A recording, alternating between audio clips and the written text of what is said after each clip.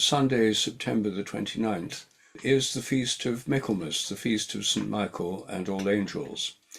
And it's one of the important festivals in the Christian liturgical year. It's one of my favorite festivals because it's a time in which we can think about and indeed celebrate these mysterious beings that exist in all traditions, but about which most modern people have only the vaguest idea. The angels appear in the Jewish scriptures. They play a number of important roles, announcing things, appearing to people in dreams as messengers. They play a major role in the Christian story, including the Annunciation by the angel Gabriel to Mary about the conception of Jesus. Angels keep appearing in dreams to people and giving them messages. They're a big part in the Islamic scriptures, and beings very like angels, devas, the gods, the shining ones, appear in Indian scriptures and mythologies. And all around the world, we find stories of beings which are not human, but which can communicate with humans, which exist in a non-physical realm. Now, obviously, from the point of view of modern secular materialism, all this is just make-believe, impossible, because there is no conscious realm beyond human brains or animal brains. From the point of view of materialism, there's just a dead, inanimate, purposeless universe governed by impersonal mathematical laws. And none of it's conscious, and there are certainly no non-physical beings, because by definition, in a physicalist or materialist worldview, everything has to be physical. So, from this modern secular point of view, angels are nothing but a residue of ancient folklore and superstition and mythology. However, despite the prevalence of secular education, surveys show that most people, certainly in the United States, about 70% of the population believe in angels. In Britain, a much more godless and secular country, it's about 30%, but that's still many millions of people. And many people claim to have experienced angels, so beings that have helped them in moments of difficulty. Some people feel they're guided by their guardian angels. Some people see angels. One of the most famous examples is Lorna Byrne, the Irish writer, who claims that she sees angels everywhere. I once had lunch with her in Dublin, and she said she could see my guardian angel behind me, and it was very big and very luminous. And so, is she just deluding herself? Is this just a sort of a woman who hasn't caught up with the modern world? Well, she is very convincing when she talks about them. Once my friend Matthew Fox was at an event in Grace Cathedral, San Francisco, with Lorna Byrne, and said to her, "Can you see any angels here in the cathedral?" And she said, "Yes, it's full of angels."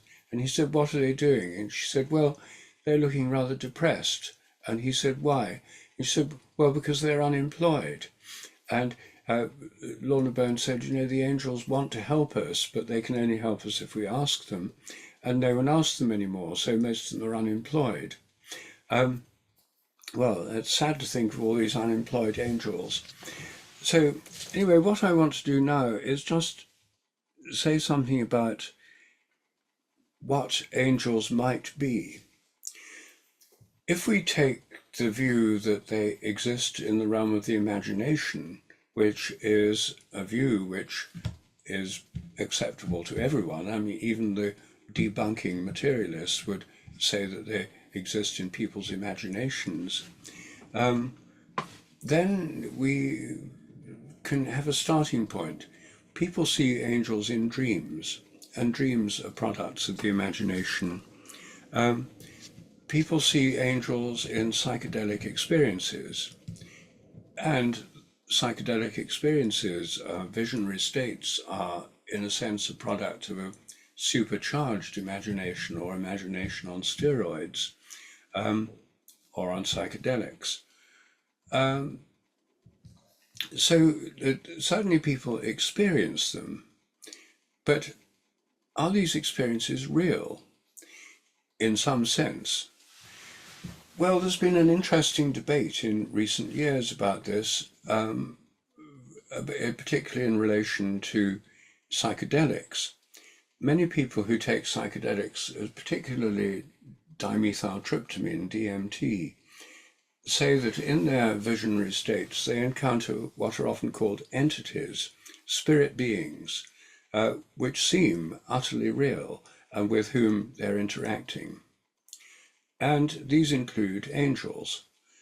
They encounter sort of what Terence McKenna called machine elves. They encounter strange insect-like beings, animal spirits, but they also encounter angels.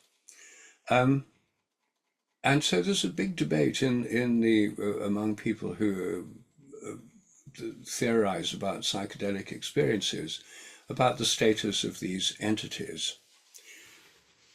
If we start from the point of view that they are, in a way, creatures of imagination, then this raises the question of what is the realm of the imagination? Is it just some individual thing that's created inside our heads by fevered activity of the brain, which would be the materialist view, particularly when stimulated by psychedelics? It just sort of goes into overdrive in terms of producing fantasies inside the brain. Or is the imaginal realm something which is bigger than our own brains, in which we participate in our dreams and in visionary experiences? So I think it's worth taking seriously the idea that the imagination may be bigger than our individual minds. The philosopher Jung, psychologist Jung, Carl Jung, thought in terms of the collective unconscious as a realm where the images from mythology, from fantasies, from the imagination, from a collective experience exist in a realm, a mental realm greater than our own individual minds, into which our own individual minds can tap or with which they connect. And if so, then angels could have a kind of transpersonal existence in that realm, and we could interact with them in it through dreams, through our imagination, and through psychedelic experiences and other altered states of consciousness, including near-death experiences. Then a further question arises, even so, might they be products of collective imagination?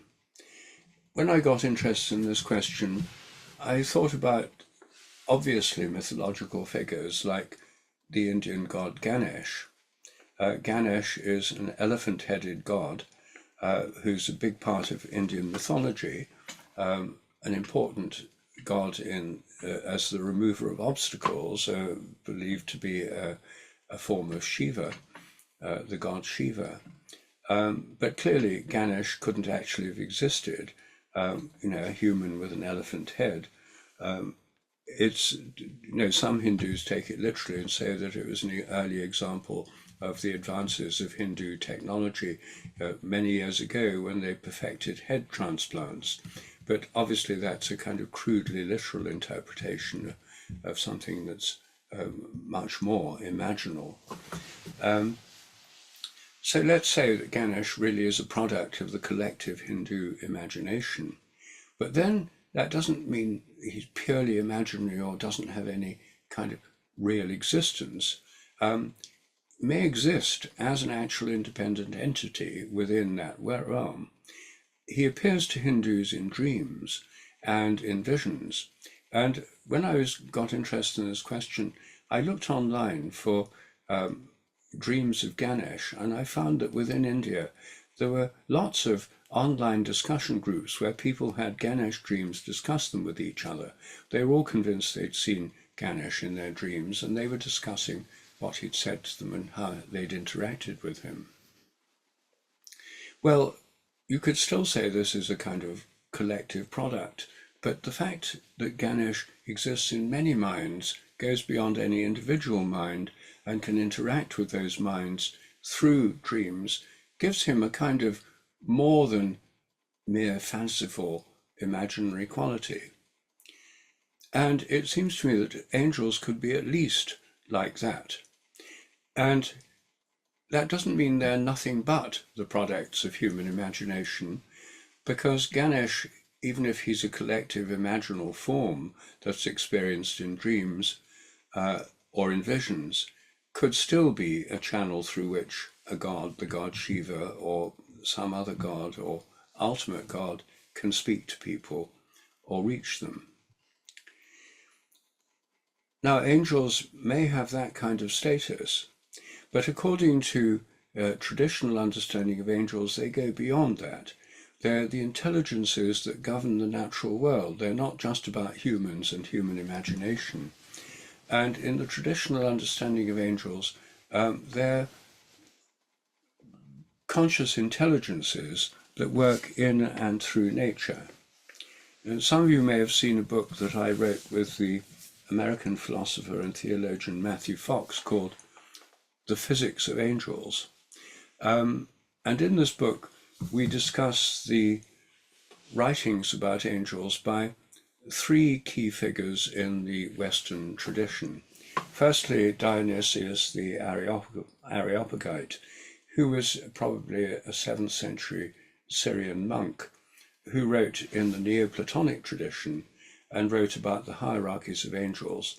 In his book, The Celestial Names, he talks about angels, and he wrote a book on the celestial hierarchies, which is like a textbook of angels, and framed a lot of subsequent Western thought on the subject.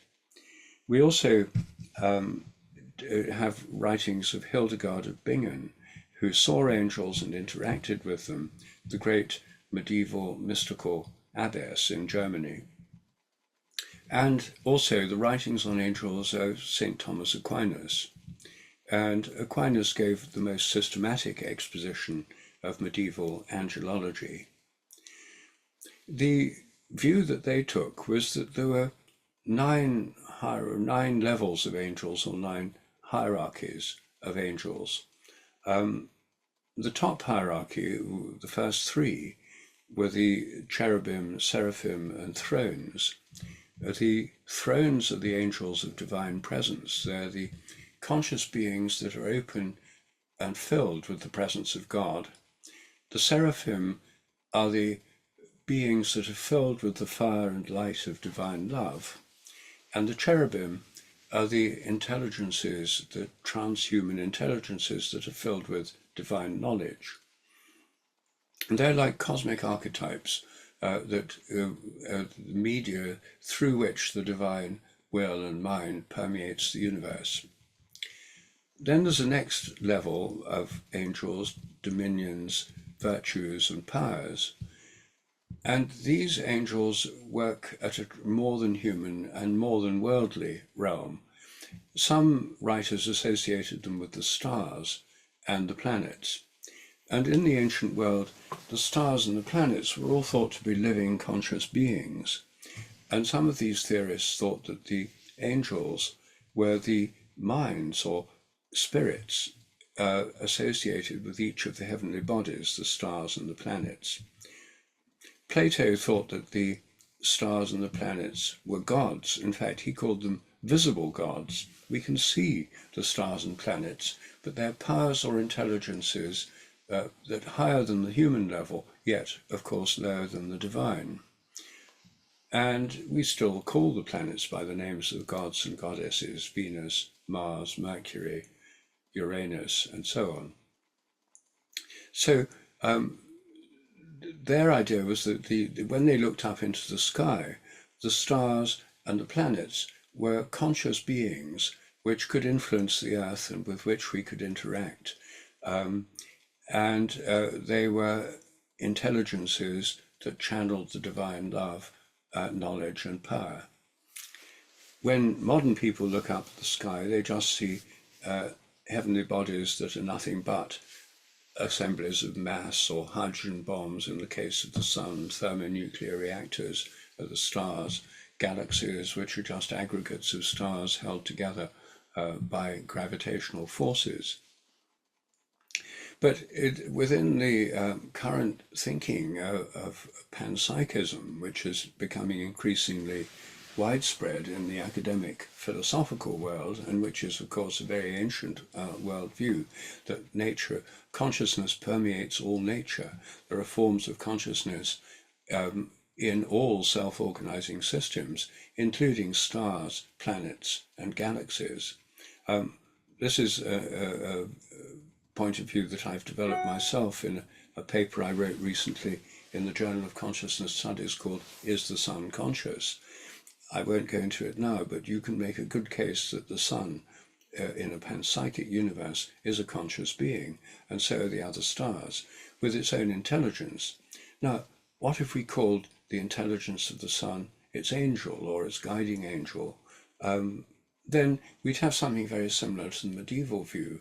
We're not just then talking about a being that's a product of human imagination or even fevered imagination, but actually a kind of intelligence that's actually out there in the sky and influencing our life here on Earth, because we're influenced continually by the activity of the sun. So I think what interests me about angels in a kind of panpsychist universe is the idea that there are many forms of consciousness or intelligence between human intelligence and the divine. And the divine consciousness I take to be that consciousness on which all creation is based, through which all creation comes into being, through which the universe is sustained, present everywhere, in all times, at all times and in all places. And that ultimate intelligence is related to the whole universe and all the things within it through a series of creative intelligences and minds associated with galaxies and stars, many levels of intelligence beyond the human. And that actually is not very far from this traditional medieval view. And when we come to the earth, then there are three levels of angels on earth: principalities, archangels, and angels. The principalities are angels that govern large areas of the earth, like continents. The archangels govern whole peoples and whole collective realms. The archangel of the Jewish people is Michael, for example. Also, the archangel of Germany. So the idea is that there are these archangels that have wide remits, and then there's individual angels which guard different species of plants and animals, and then there are individual guardian angels for each person. So the angels that most people talk about, angels that help them, or angels in angel calendars and New Agey pictures of angels, are mainly guardian angels. They're the ones that are concerned with us and are the ones of most interest to us, I suppose, because they're the ones closest to us.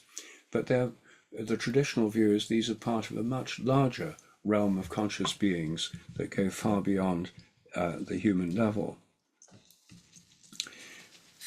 Then, of course, there's the whole realm of fallen angels. And according to Aquinas, the only angels that could fall were the cherubim. Satan was a cherub, because divine knowledge can go wrong. Knowledge can be fallen, but the angels of divine love and the angels of divine presence can't fall. And all angels were good in the beginning. For example, in Aquinas, when he's discussing when did the first angel fall, this is one of the passages we discuss in our book. He says, "In all the angels, the first act of self-reflection was good, but then some went on to turn to the word with praise, while others remained in themselves, swollen with pride. Thus the first act was common to them all. It was by the second that they were separated. In a first instant they were all good. In a second they divided into the good and the evil." So the traditional view is that not all angels are good. The fallen angels, Satan and the hosts of fallen angels, so vividly described in Newton's book, great poem, Paradise Lost, can wreak mischief in the world and in our lives. So not all spirits, not all transhuman intelligences have a good effect. There are bad ones too. And this again is a very traditional view. In Marlowe's play, Dr. Faustus, Dr. Faustus has the good angel giving him good advice in one ear and the bad angel tempting him in the other ear. That's a classic kind of pictorial representation. Anyway, I don't suppose anyone really knows that much about angels. Much of this, you could say, is speculation. And yet, I think it's very reasonable to believe there are intelligences beyond the human level. None of these, by the way, in the traditional understanding, are humanoid beings with wings, as in stained glass windows. The wings express their ability to move fast and be in different places. And some people may actually see them with wings in visionary states. That, I think, is a product of the human imagination, or a way of interpreting these beings. But people like Aquinas, Hildegard of Bingen, and Dionysius the Areopagite were certainly not picturing angels as we see them in stained glass windows. So I think we have to move beyond that level if we're going to think about them seriously. And I'd end by saying that personally, I find the festival of St. Michael and all angels particularly important, because although we don't understand much about them, I think that there are such beings and they do influence our lives, even though we may not understand them. And this is a festival when we can celebrate them, acknowledge them, sing hymns about angels. And I personally will be celebrating Michaelmas at a village church in Somerset, St. Michael and All Angels Dinder near Wells, where they'll have a special festal evensong sung by the choir, the chamber choir of Wells Cathedral. But there'll be services on Sunday, September the 29th, the feast of St. Michael and All Angels, Michaelmas, in all the cathedrals in the British Isles, and indeed in all cathedrals throughout the world, and in many parish churches. And if anyone's interested in going, or then there's a website called choralevensong.org, where you can look up these services anywhere in Britain or Ireland, and you can just put in the place and it'll tell you the nearest ones, and with one more click you go to the music list. And if you can't go, or if you're not in Britain or Ireland or anywhere where there's a cathedral nearby, you can actually attend some of these English cathedral services, Canterbury, Winchester, Durham, Salisbury, and so on. They do them live streaming, so from the comfort of your home, you can actually attend a Michaelmas service on September the 29th in the evening, or in the morning. They have them in the morning too, but the evening ones are the ones that are easiest to access. And choralevensong.org is a portal through which you could do it. So that's all I wanted to say about angels, and I think now we open this up, and I'm sure everyone has an opinion or many opinions on the subject, so it'll be very interesting to see what happens.